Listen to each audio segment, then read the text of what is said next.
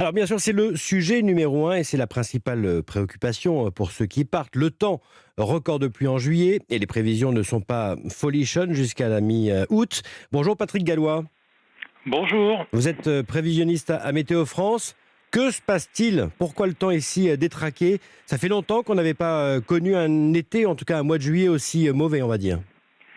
Effectivement, on sort de 6 mois de juillet, de 2015 à 2020, qui était plutôt chaud, sec et ensoleillé.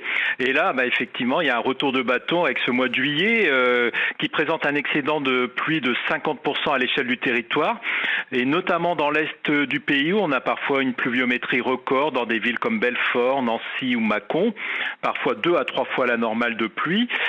C'est simplement la variabilité naturelle de notre climat qui fait que les étés ne sont pas toujours chauds et ensoleillés, et heureusement d'ailleurs, sinon ce ne serait pas un climat tempéré.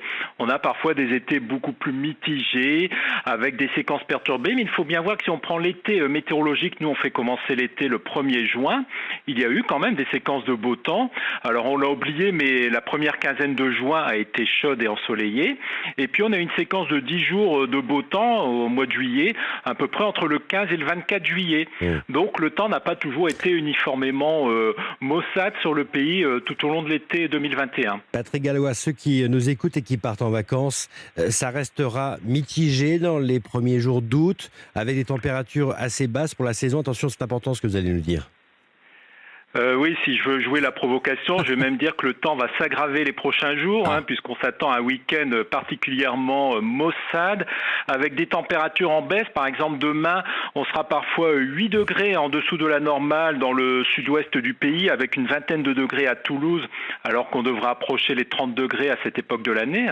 Donc on est vraiment au cœur de l'été, avec tout cela, avec bien sûr des nuages, des averses, des orages qui vont circuler entre le sud-ouest, le massif central et les Alpes. Ce sera un peu moins plombé ailleurs.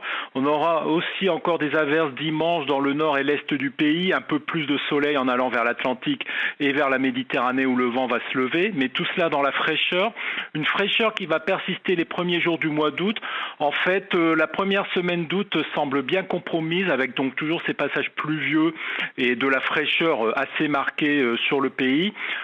On peut espérer un changement de temps après le 10 août, mais pour l'instant, aucune certitude à ce niveau-là, c'est encore Bon, assez loin. Mais tout ce qu'on peut dire, c'est que l'été n'a pas dit son dernier mot. on l'espère. Merci, je vous dis quand même merci Patrick Gallois de Météo France. On reviendra bien sûr sur la météo avec Marlène Duré à la fin de ce journal.